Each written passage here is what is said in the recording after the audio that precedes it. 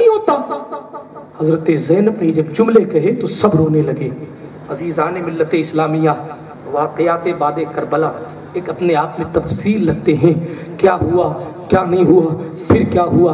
میں بڑی تیزی سے اگر بیان کروں، اختتام کر دوں تو حضرت بیان کیا کروں، ختم کر دوں گفتگو تو حضرت امام زین العابدین سے جب یہ ہوا کہ وقت گزرتا رہا، ایک روایت کے مطابق 3 مہینے تک یہ قافلہ رہا، ایک روایت کے مطابق 40 دن تک، الگ الگ روایتیں ہیں۔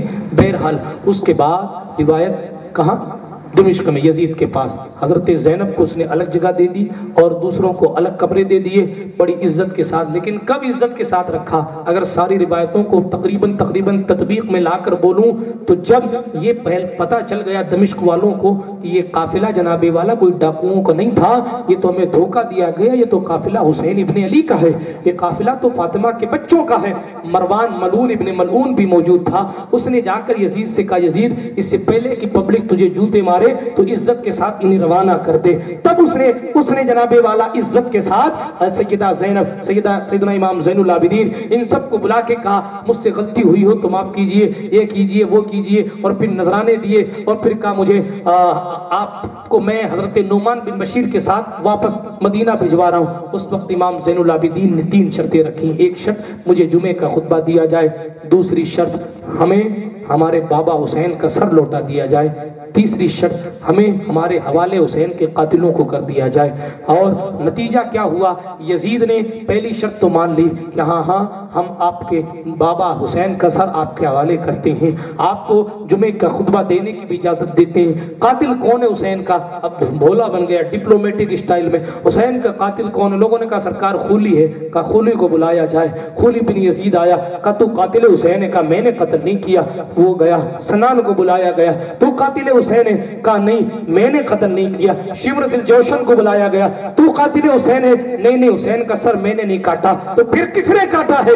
شمر دل جوشن نے کہا کہ جس کی حکومت کو خطرہ تھا وہی حسین کی شہادت، حسین کے قتل کا ذمہ دار ہے۔ یعنی اب یہ تیر پلٹا یزید کی طرف، اور امام زین العابدین نے کہا تھا قاتل حسین کو ہمارے حوالے کرو، تو یزید تو خود کو اپنے حوالے کرنے سے رہا۔ اس نے کہا کہ ہم آپ کی تیسری شرط نہیں مانتے، باقی آپ کی شرط مانیں گے۔ دوسری شرط تھی کہ جمعے میں خطبہ دیں گے، لیکن یزید نے مکاری پھر دکھائی، بدبختی پھر دکھائی۔ امام سید سجاد پہنچے تو مسجد میں، لیکن دمشق کی جامع مسجد میں امام پہنچے، ادھر یزید نے اپنے خطیب کو اشارہ کیا اور وہ خطیب کھڑے ہو کر منبر پہ تقریر کرنے لگا۔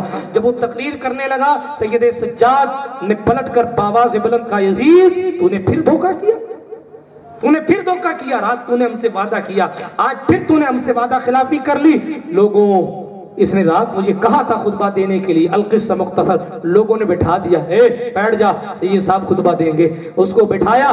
جب حضرت امام زین العابدین کھڑے ہوئے منبر پر، اور جب منبر پر کھڑے ہو کر بیان کیا ہے تو کوئی نہیں تھا جس کی آنکھوں سے آنسو نہ نکلتے ہو۔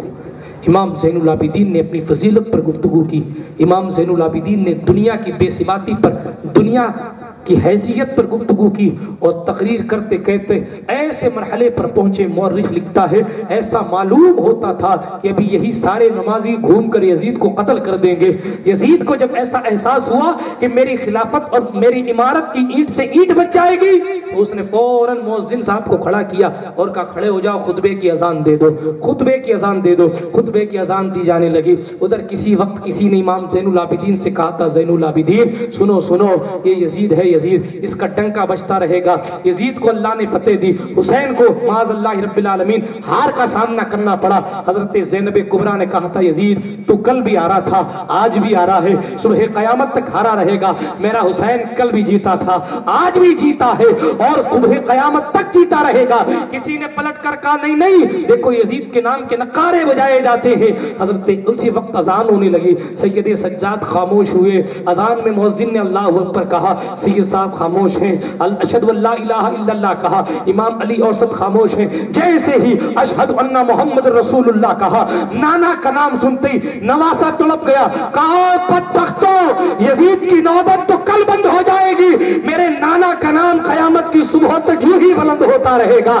تب شاعر نے کہا، مٹی میں مل گئے ہیں ارادے یزید کے، لہرا رہا ہے آج بھی پرچم حسین کا۔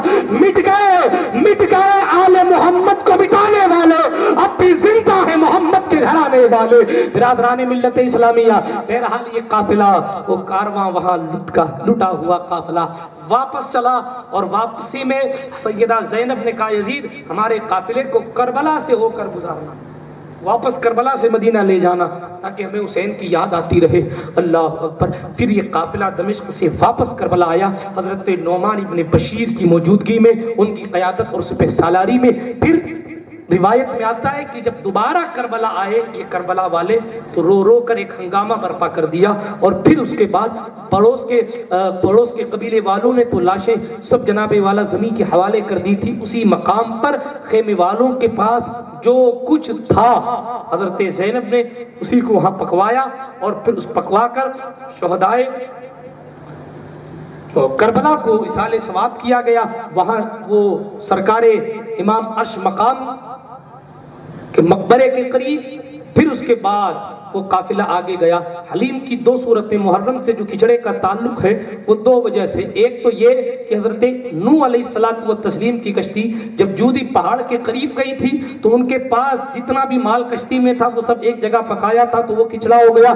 دوسری روایت یہ بھی ہے جو شاید آپ نے نہ سنی ہو، یہ بھی ہے کہ جب یہ قافلہ واپس کربلا پہنچا تھا تو یہاں واپس حلیم بنایا، یہاں واپس کھچڑا بنایا گیا تھا۔ عزیزان گرامی، بہرحال اس کی داستان اس کے آگے کی بھی بہت لمبی ہے، کس طریقے سے یہ قافلہ مدینہ پہنچا، پھر کس طریقے سے حضور سے باتیں ہوئی، ام سلمہ کی کیا روایت، پھر یزید کے آگے کے کارنامے۔ بہرحال یہ قصہ لطیف ابھی ناتمام ہے، جو کچھ بیاں ہوا وہ آغاز باب تھا۔ خاک مجھ میں کمال رکھا ہے، بس مصطفیٰ نے سنبھال رکھا ہے، میرے عیبوں پہ ڈال کر پردہ مجھ کو اچھوں میں ڈال رکھا ہے، جب تک چلیں گی نور کی سانسیں میرے حضور، ہوتی رہے تمہاری ثنا اس غریب سے۔ وآخر دعوانا ان الحمدللہ رب العالمین۔ السلام علیکم۔